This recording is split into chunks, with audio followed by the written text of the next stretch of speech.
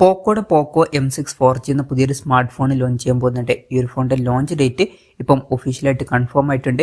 പിന്നെ വിലയുടെ കാര്യത്തിലും ചില ഒഫീഷ്യൽ കൺഫർമേഷൻസ് വന്നിട്ടുണ്ട്. ഫീച്ചേഴ്സിനെ പറ്റിയിട്ടുള്ള പല കാര്യങ്ങളും ഇപ്പം അറിയാനും കഴിഞ്ഞിട്ടുണ്ട്. എന്തായാലും ഈ വീഡിയോയിൽ നമ്മൾ നോക്കാൻ പോകുന്നത് പോക്കോ M6 4G എന്നുള്ള സ്മാർട്ട് ഫോണിനെ പറ്റിയിട്ടാണ്.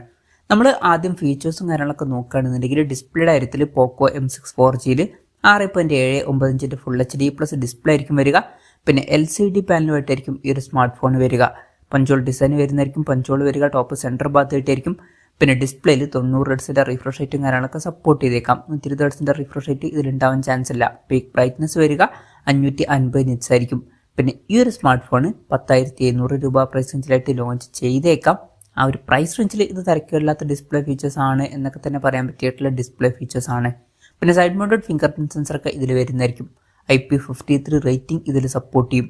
പ്രോസസ്സറിൻ്റെ കാര്യം പറയുകയാണെന്നുണ്ടെങ്കിൽ മീഡിയാടെക്കിൻ്റെ ഹീലിയോ G91 എന്നുള്ള പ്രോസസ്സറുമായിട്ടായിരിക്കും ഈ ഒരു സ്മാർട്ട് ഫോൺ വരിക.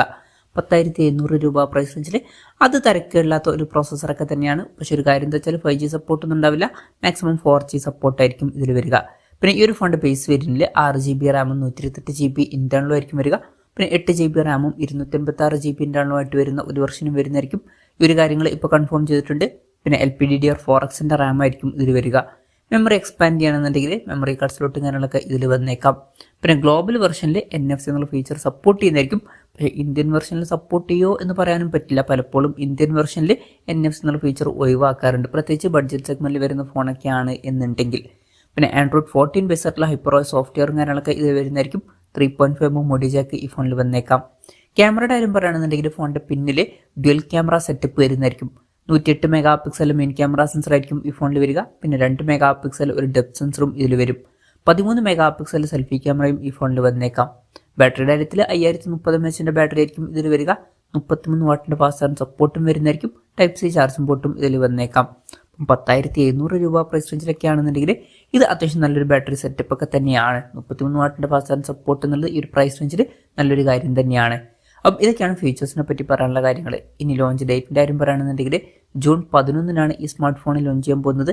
പക്ഷേ ആ ഒരു ദിവസം ഇന്ത്യൻ മാർക്കറ്റിൽ ഈ ഫോൺ ലോഞ്ച് ചെയ്യില്ല. ഗ്ലോബൽ മാർക്കറ്റിലായിരിക്കും ഈ ഫോൺ ലോഞ്ച് ചെയ്യുക. ഇന്ത്യയിലും ഈ ഫോൺ ലോഞ്ച് ചെയ്തേക്കാം. പക്ഷേ ഇന്ത്യയിലെ ലോഞ്ച് ഡേറ്റിനെ പറ്റിയിട്ടുള്ള കാര്യങ്ങളൊന്നും ഇപ്പം പറയാൻ കഴിഞ്ഞിട്ടില്ല. അതിനെ പറ്റിയിട്ടുള്ള ന്യൂസുകളൊക്കെ വരുമ്പം അതിനെ പറ്റിയിട്ടുള്ള വീഡിയോസൊക്കെ നമ്മൾ ചെയ്യുന്നതായിരിക്കും. അപ്പം അതുപോലുള്ള വീഡിയോസ് കാണാൻ താല്പര്യമുണ്ടെന്നുണ്ടെങ്കിൽ ഈ ചാനൽ സബ്സ്ക്രൈബ് ചെയ്യാവുന്നതാണ്. വിലയുടെ കാര്യം പറയുകയാണെന്നുണ്ടെങ്കിൽ ഗ്ലോബൽ മാർക്കറ്റിൽ ഈ ഫോണിൻ്റെ 6GB റാം 128GB ഇൻറ്റേർണൽ വെർഷൻ്റെ വില $129 ആയിരിക്കുമെന്നാണ് പറയപ്പെടുന്നത്. അതായത് 10,700 രൂപ പ്രൈസ് റേഞ്ചിൽ. 8GB റാം 256GB ഇൻറ്റേർണൽ വെർഷൻ്റെ വില $149 ആയിരിക്കുമെന്നാണ് പറയപ്പെടുന്നത്. അതായത് 12,400 രൂപ പ്രൈസ് റേഞ്ചിൽ. പിന്നെ ഇതൊരു ഓഫർ പ്രൈസിംഗ് ആണ്. ഇത് കഴിഞ്ഞിട്ട് ചിലപ്പം വില കൂടാനും ചാൻസ് ഉണ്ട്. ഇനി ഇന്ത്യൻ മാർക്കറ്റിൽ ലോഞ്ച് ചെയ്യുകയാണെന്നുണ്ടെങ്കിൽ നമുക്ക് ഈ ഫോൺ 10,000 രൂപ പ്രൈസ് റേഞ്ചിൽ തന്നെയായിട്ട് ഇന്ത്യൻ മാർക്കറ്റിൽ എക്സ്പെക്ട് ചെയ്യാവുന്നതാണ്. ചിലപ്പം വില കുറച്ചും കൂടി കുറഞ്ഞ് ഒരു 9,000 രൂപ പ്രൈസ് റേഞ്ചിലായിട്ടും എത്തിയേക്കാം. എന്തായാലും കൺഫർമേഷൻസ് ഒന്നുമില്ല, ജസ്റ്റ് നമ്മുടെ എക്സ്പെക്ടേഷൻ പറഞ്ഞു എന്നേ ഉള്ളൂ. എന്തായാലും പോക്കോയുടെ പോക്കോ M6 4G എന്ന പുതിയൊരു സ്മാർട്ട് ഫോൺ ലോഞ്ച് ചെയ്യാൻ പോകുന്നുണ്ട്.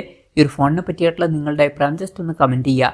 അതുപോലെ തന്നെ ഈ ഒരു സ്മാർട്ട് ഫോൺ ഇന്ത്യൻ മാർക്കറ്റിൽ നിങ്ങൾ ഏത് പ്രൈസിങ്ങിലാണ് എക്സ്പെക്ട് ചെയ്യുന്നത് എന്നുള്ള കാര്യം കൂടി ജസ്റ്റ് ഒന്ന് കമൻറ്റ് ചെയ്യുക.